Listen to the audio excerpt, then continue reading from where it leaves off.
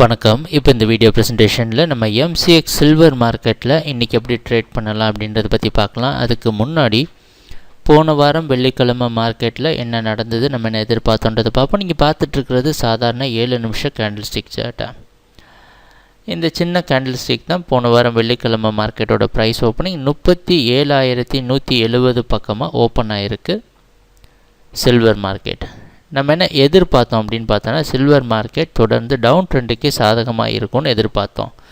அந்த அடிப்படையில் price open ஆனதுக்கப்புறம் நம்ம அடுத்த டார்கெட்டான 37,060 வந்து தொட்டிருக்கு. அதையும் கொஞ்சம் கன்சால்டேட் ஆகி பிரேக் பண்ணி நம்ம அடுத்த டார்கெட்டான 36,860 தொட்டுட்டு அதையும் பிரேக் பண்ணி 36,760 வரைக்கும் கீழே வந்து அதுலேருந்து ஒரு நேரான பவுன்ஸ் பேக் கொடுத்து 37,260 ரெசிஸ்டன்ஸ் எடுத்து இறுதியாக 37,010 க்ளோஸ் ஆகிருக்கு.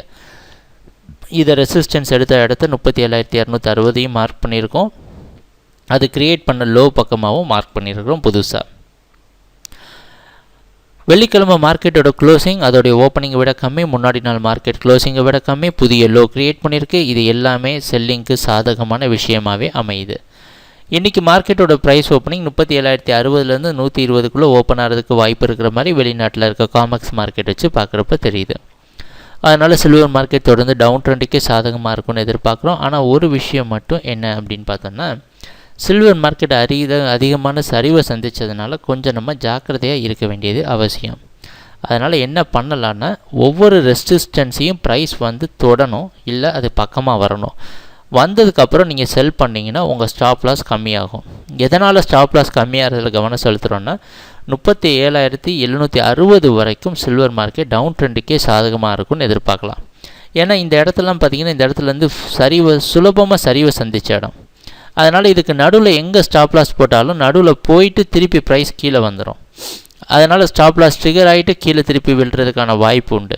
வேறு வழி கிடையாது. கம்மியான ஃபண்ட் வச்சு ட்ரேட் பண்ணுறவங்க அடுத்தடுத்த ரெசிஸ்டன்ஸ் வரைக்கும் வெயிட் பண்ணி ட்ரேட் பண்ணுங்கள். அப்போ தான் உங்கள் ஸ்டாப் லாஸ் கம்மியாகும்.